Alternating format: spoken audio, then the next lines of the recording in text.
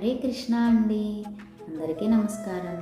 గత వీడియోలో నారద మహర్షి శ్రీరాముడు గురించి చెబుతున్న విషయాలు తెలుసుకున్నాము. ఇప్పుడు ఈ వీడియోలో అక్కడ నుండి తెలుసుకుందాం. నారద ముని శ్రీరాముడు గురించి ఈ విధంగా చెబుతున్నారు. శ్రీరాముడు అత్యంత మంచి గుణములు కలవాడు. ఆయన పూర్తిగా ఆత్మ సాక్షాత్కారమును పొందినవాడు. వర్ణాశ్రమ ధర్మమును సమర్థవంతంగా పరిరక్షించేవాడు. నిజానికి సకల విశ్వానికి ఆయనే మూలమైన ఆధారము.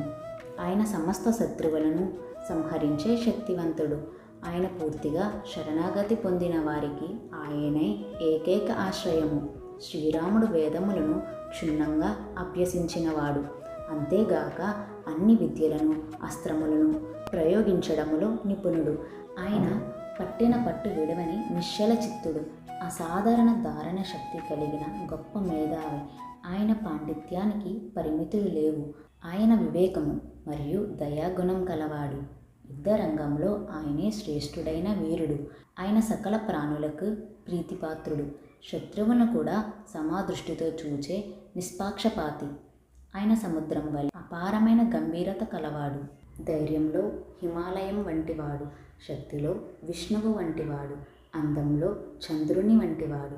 ఓర్పులో భూదేవిని పోలినవాడు. కోపంలో ప్రళయకాలంలో చెలరేగే అగ్నిలాంటివాడు. సంపదలలో కుబేరుని వంటివాడు. భక్తి శ్రద్ధలలో ధర్మాది దేవతయే. ఆ పైన నారదుడు శ్రీరామచంద్రుడి లీల విషయాలను వాల్మీకి సంక్షిప్తంగా వర్ణించి చెప్పాడు. ఈ శ్రీరాముడే ఈనాడు తన ప్రజలందరినీ అత్యంత నీతివంతంగాను ఆదర్శవంతంగాను పరిపాలిస్తూ ఉన్నాడు అంటూ చెప్పి ముగించాడు. శ్రీరాముడి పరిపాలనలో ఏ ఒక్కరూ వ్యాధి లేదా మనోవ్యాధి బారిన పడలేదని, రామరాజ్యంలో దొంగల భయం కానీ, కరువు కాటకములు కానీ, ఆకలి బాధలు కానీ లేకుండా అందరూ సుఖ సంపదలతో తులతూగుతున్నారని చెప్పాడు. పట్టణంలో గ్రామంలో ధాన్యం, పండ్లు, కూరగాయలు, పాల ఉత్పత్తులు సమృద్ధిగా ఉంటాయి. నిజానికి రామరాజ్యంలోని ప్రజలు సత్యయుగంలో వలె పవిత్ర జీవనం గడుపుతూ సుఖ సంతోషాలతో జీవిస్తారు. వరదలు, భూకంపాలు, కరువుల వంటి ప్రకృతి బీభత్సాలు ఎన్నడూ వాటిల్లవు. స్త్రీలంతా పతివ్రతులుగా ఉంటారు.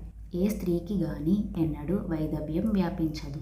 ఇలా శ్రీరామచంద్రుడు ఈ భూమిని 11,000 సంవత్సరములు పాలించిన మీదట తన పరంధామమునకు అంటే వైకుంఠమునకు చేరుకుంటాడు అని నారదముని శ్రీరాముడు గురించి వాల్మీకి చెప్పారు.